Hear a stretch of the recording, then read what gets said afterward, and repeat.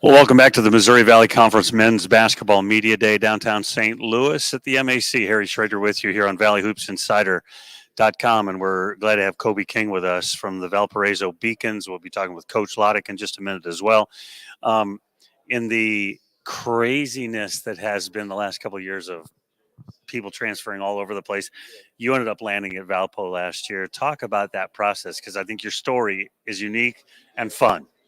During that COVID year, I actually didn't do anything after leaving the University of Wisconsin, just how things were going, and I actually signed to an agent, but all of those foreign leagues were shut down because they're revenue-based, and they couldn't have fans. So throughout that year, I was just kind of working and trying to find a way back in, and some of my former teammates at Wisconsin and then other guys that I knew that were at Valpo already reached out to me and were like, started exploring the eligibility thing and talked to the staff, loved them. I'd been recruited by Valpo when I was even younger, so it just kind of was a full circle thing, and went through that process and was fortunate enough to end up back here. Then you had a spectacular season, and again, the portal thing is very alive and well. You could have gone anyplace else, but you're back. What was the key ingredient to you coming back to the Beacon program this year? Just the love that they had shown me, like my year being here and coming in from a different spot, they kind of gave me an opportunity. So I knew if I had another year of college basketball, this is where I wanted to spend it, and hopefully can kind of propel the program in the right direction and have a even better year than last year. So Coach Lottich has put some of these pieces together, and it's a team that, as I look back, not knowing anything, just reading stuff and knowing about the existing players, you guys are poised to really make a move. I think so for sure too. We just have a lot of pieces that fit better. We mesh well together, great guys on and off the court. So, I mean, as long as everything comes full circle and we continue working and believing in ourselves, and he does a great job instilling that in us, I think we can have a special year and put that puzzle together. Now, I know he can still ball. Does he get out there and like show you guys a thing or two? He can. He'll show off the jumper here and there. He's losing the bounce a little bit, but he's still got a pretty shot. I'll give it to him. Talk about some of your new teammates, guys that maybe we're not as familiar with. Nick Edwards, I think he has a cool story too. He went from a JUCO to a D2 and ended up here. He's a great guy, competitive guy, and hungry. We got Quinn Green. He played at Cedarville last year, I think, another grad transfer. Another hungry guy making that jump from D2 to D1. But I think what we saw even with Kevion last year is that sometimes those guys come in and are even hungrier than guys who just end up here right away. So those are a couple of new pieces that have been great. Freshman Max Nelson from Wisconsin, another guy that I love. What a great name, Neil. Maximus? Come on. Maximus, what a great name. That's right. Maximus Nelson. I was like, you got to market that name. Got to. He's been another great piece, stretches the floor.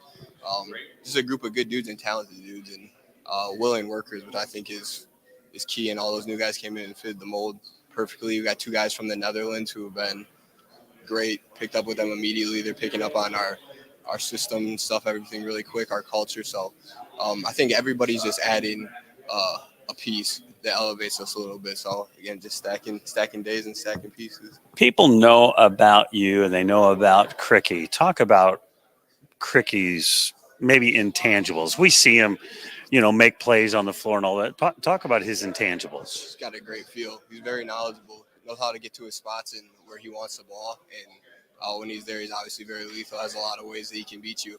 So, I mean, I think even him just expanding his game, I know he puts in a ton of time, a ton of work. And you'll see that in this upcoming season. But we've been stretching him more, opening up more things, and showing guys who play in his position or who he plays with kind of how he's been successful with it, I think is another thing that elevates his game and elevates other guys. So he's been a pleasure to be with. Would I be right? This is the phrase I use for him all the time. He's sneaky good. Like, I don't think I'm watching him playing. I'm like, oh, whatever. And then all of a sudden he's got 15 points and 8 rebounds. And he's the guy you'll see get a couple buckets and he had a solid game, and look at the stat sheet and he had 20. Mm-hmm. And that's just how he is as a person too. Just gets the job done. He's about his business, about winning. Very set in who he is and what he wants to get done. And I think that makes us all better.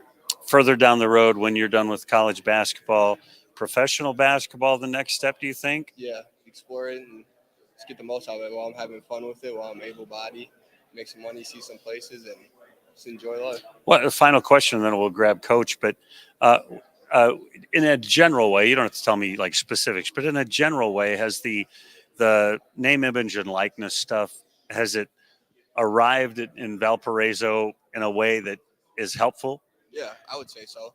It's like in a place like Valparaiso, it's not as overwhelming as it can be in some places. So everything it's not really distracting. We know a lot of people who will be like promoting us for our NIL, so we already have kind of interpersonal relationships with them, and we know what it's all about. So I think just having those connections in Valparaiso just directly and not having to go, across the country and here there for other things, which again is great too, but can take your focus sometimes. So I think in Valpo it's been a very positive thing, beneficial. Appreciate your time. I'm going to grab the coach, but thanks so much. Thank you very much. Let me take that off of you, then I'll shake your hand. Don't want to knock you around. Thanks. Coach, you ready? I am ready. He said the tie was courtesy of Coach. Oh, yeah. Them too. Well, we are live on the internet, believe it or not. There you go. Yeah, Matt Lottich. Was it Lottich? Lottich. I have a friend named Matt Lottich as well. I was just talking to Kobe. He's such an impressive guy. Yep. I mean, just impressive. You've been here now a minute. Yep. At Valpo, and talk about how you've seen the program and both the league kind of change, because you were there before they came into the Valley, and now you guys are there, and the Valley is changing. Just talk about that journey.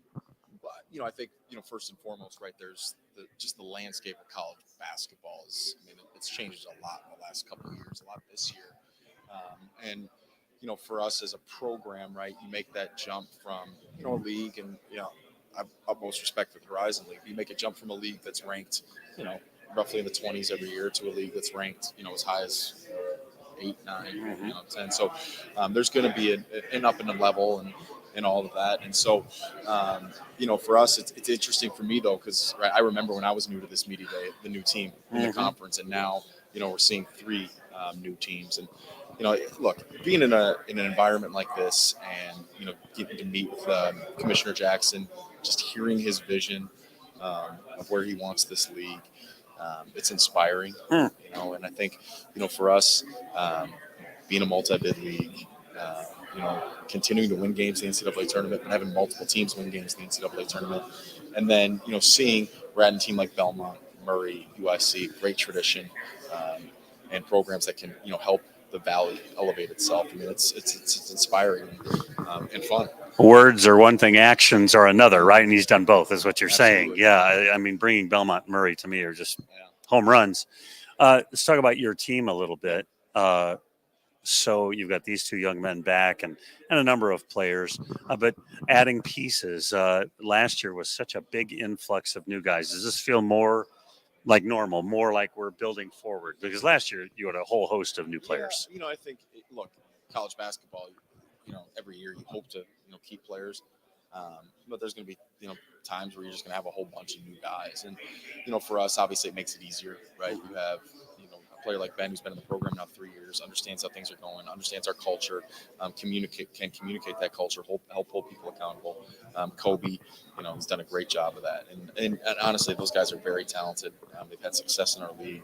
I've been most impressed with their ability to lead our team, this off season and just coming up on the brink of the start of the practice season and stuff. So excited about that, but you never really know, right? Last year I thought we were going to be really good. And, you lose your starting center and you lose your point guard for a majority of the season. Like, that stuff's hard. And so want to stay healthy. Want to continue to, we talk about getting 1% better every single day. Just do that and keep competing. And you thought you might have one of those players back this year and then lost him in the summer as well. And so there's constant adjustments, aren't there? Yeah. I mean, and look, you can, sulk for a little bit if you want, but got to keep moving forward. So tell me a little bit about some of your new guys, the guys that have been around. We at least think we know about them, but tell us about some of the newer guys. Well, first I want to talk about Preston. Preston was a young man that we took off a red shirt last year. He was a walk-on for us, earned a scholarship, ended up starting for us. His numbers probably weren't where he would want them to be, where we've seen them be, right, in practice. But Preston is, in a lot of ways, he's the type of young man, I say this all the time, that would give up his left arm for a rebound. I mean, he's just that. And I think you win a lot of games with players like that. And so we're excited about him, excited about his leadership, his toughness. We added a couple of Division II pieces and had great success with Kevion coming in here and being able to have a good year. He's now playing professionally. So we took 2 young men from the Division II level. Nick Edwards was leading the nation in assists at Glenville State. Ended up getting hurt, but we're excited about him, his speed, his athleticism. And then Quinn Green. Quinn Green, good size, shoots the ball extremely well. And we think both those pieces could really help us complement Kobe and Ben. Got some young guys, some freshmen that, they're freshmen right now, but they're talented. And so just work them into the mix. So we like our team, and things got to go our way. Got to get a couple lucky bounces in this league, but again, we got enough to compete. You talked about the 2 Division II guys, and there's a stigma, right? Well, they're Division II guys, but like you said, Kevion, you saw him do well. We saw Tate Hall be third-team all-conference coming from a Division II program. There's good players out there at all kinds of levels. Yep. Yeah, and again, how do you do it, right? For us, the first thing is we try to evaluate his character, right? It's kind of like when you get into the portal and all those, it's like speed dating. You don't really know. But we try to evaluate character. Are they going to fit in our campus? Am I going to be able to coach them? Is my staff going to be able to coach them? And if all those check out now, okay, do they fit into our system? Do they fit with what we have? And we thought both those guys really did. And it's funny because I remember Quentin, we actually scrimmaged Cedarville years ago. Quentin had 20-something on us. I was like, man, that kid's really good. And now he's on our team. So, funny how things work out. Before I let you go, talk a little bit about Ben and Kobe. They're the guys that we all know about. Yeah. I mean, more than anybody else. But just talk about those 2 guys. Again, I'll talk about Ben first. Ben's the type of player that you can build a program around. I mean, he's just about the right things on and off the court.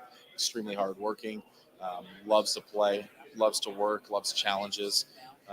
And so, I think he's going to have a fantastic year. He's in great shape right now. And, so we're expecting big things from him. Kobe, I think, he came with a lot of, media attention. Obviously had success at Wisconsin. And when he got to us, I mean, he was 20 pounds heavier than he is now. And hadn't played in a year and a half. Yeah. A year and a half and missed the first 9 games. Yeah. And then still was able, to have some success. So I think that speaks to just what type of player and athlete he is. But, having a full off season, having a year in the Valley, again, I think he's motivated, he's excited. And both those young men are about the right things. And that's what makes it a joy to coach them every day. Tom's making me get rid of you, so I'll let you go. But, Matt, I really appreciate your time. Wish you guys all the success. Yes, sir. Thank you. That's head coach Matt Lottich of the Valparaiso Beacons. We're going to pause this. We'll be back in a few minutes with our next coach. You're watching the Missouri Valley Men's Basketball Media Day from downtown St. Louis.